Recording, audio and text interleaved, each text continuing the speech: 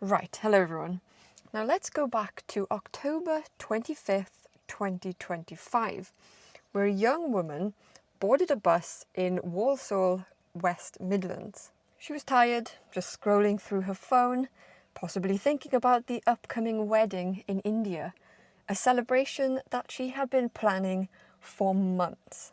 She had no reason to notice the man sitting just a few rows away. 32-year-old John Ashby was no stranger to the police, but to her, he was just another passenger.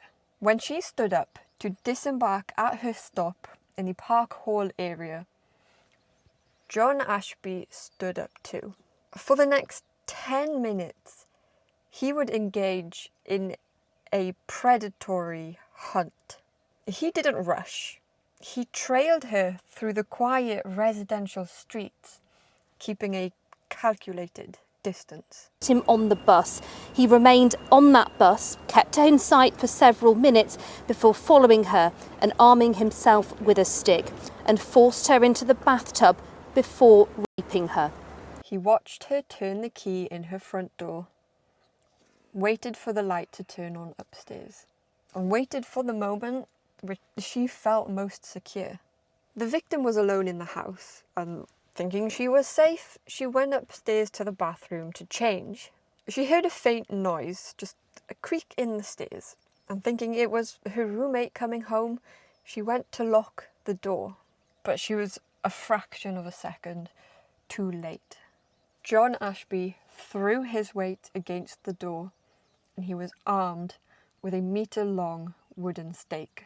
What followed was 24 minutes of systemic degradation. Ashby didn't want to just assault her. He wanted to dominate her. He unleashed this vitriolic Islamophobic tirade, screaming at her that she was a dirty Muslim. And in a moment of incredible composure, despite the terror, she corrected him, saying, "I am not a Muslim, I am a Sikh." But it made no difference. Ashby's hatred was blind. He strangled her to the point of semi-consciousness, repeatedly telling her, "I am the master now."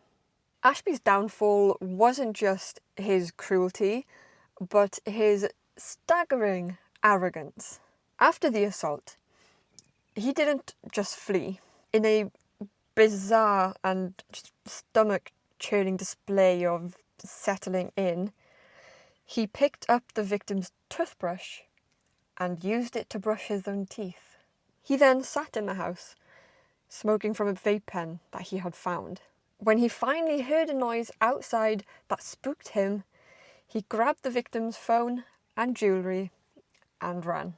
But he had left behind a biological map of his identity. Detectives from the West Midlands Police recovered the toothbrush and the vape pen. The DNA match was instantaneous. John Ashby was already in the national database.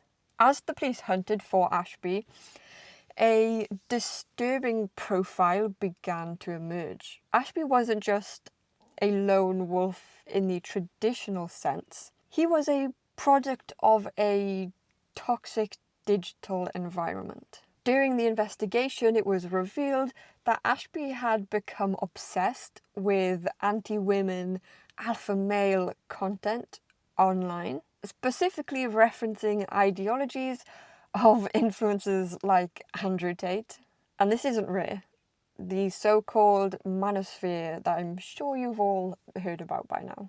A loose network of communities promoting hypermasculinity, anti-feminist, and often misogynistic ideas that has just exploded in recent years. It mixes self-improvement talk like gym routines and financial advice with dangerous messages that women are objects to be conquered, that empathy is weakness, and that real men dominate rather than respect. Content like this preys on vulnerable boys and young men who feel lost, who are economically uncertain or socially isolated. What is this doing to boys and men?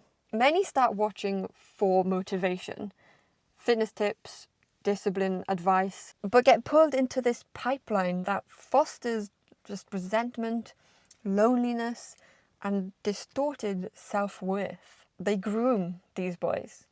Research shows that heavy exposure correlates to poorer mental health, body image issues from unrealistic alpha standards, and emotional suppression that can worsen depression and anxiety. Young men report feeling pressured to perform constant dominance, leaving them disconnected from healthy relationships and real community. Instead of building genuine confidence, it breeds rage and entitlement when reality doesn't match the fantasy. And how is it affecting women and girls? The effects spill into the real world. Teachers report rising incidents of sexual harassment in schools. Boys repeating phrases like women belong to men or dismissing consent. Online misogyny normalizes viewing women as the enemy, leading to increased stalking, abuse, and violence in relationships. Women and girls face more aggressive pursuits, objectification, and safety fears, from DMs to in real life. This ideology doesn't just stay on screens. It erodes trust, poisons dating, and contributes to a culture where men feel entitled to just take what they want. As Ashby appeared to in his self-proclaimed mastery. His misogyny was wrapped in a layer of extreme right-wing radicalization and fueled by a history of heavy drug use. He had recently been treated for drug-induced psychosis and had been released from prison just months earlier. The system had let him out, and the internet had filled his head with a toxic cocktail of hatred and entitlement. So April 2026, Birmingham Crown Court. Ashby initially arrived with a not guilty plea, prepared to force his victim to endure a grueling cross-examination. But the atmosphere in the court was tense. During a break in the proceedings, a member of the public approached the dock. They reportedly shouted at Ashby to be a man and sort your shit out. Whether it was the sudden realization of the overwhelming DNA evidence or that final confrontation, something changed.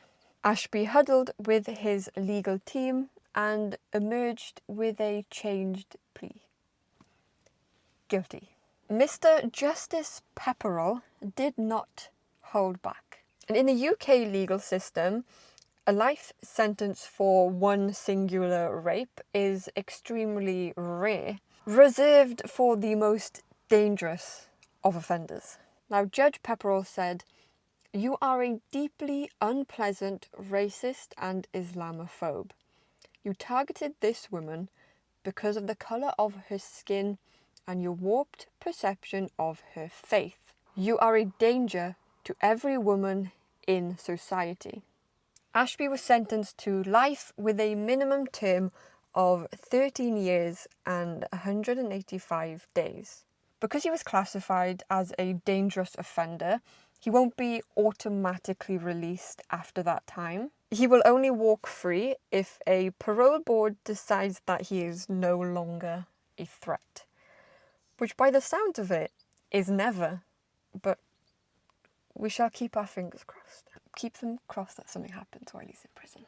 The victim's life was changed forever. Her wedding was postponed, and her home, which was once a sanctuary, was now a crime scene that she could no longer live in. In her victim impact statement, she spoke of the hollow shell she felt like she had become. But the final words belong to her. By standing in that court, by correcting his hate with the truth of her faith, and by cooperating with police to ensure that his DNA was processed.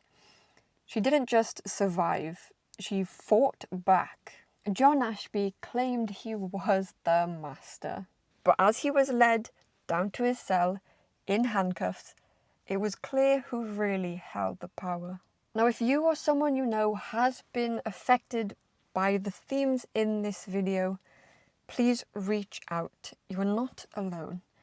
There will be links, charities, helplines, so forth in the description. Please, if you need to, use them. Like if you want, subscribe if you want, comment your thoughts below. Share this video, that's the main thing, getting these stories out there. So yeah, thank you for watching, thank you for listening. I will see you in the next one. Ta-da!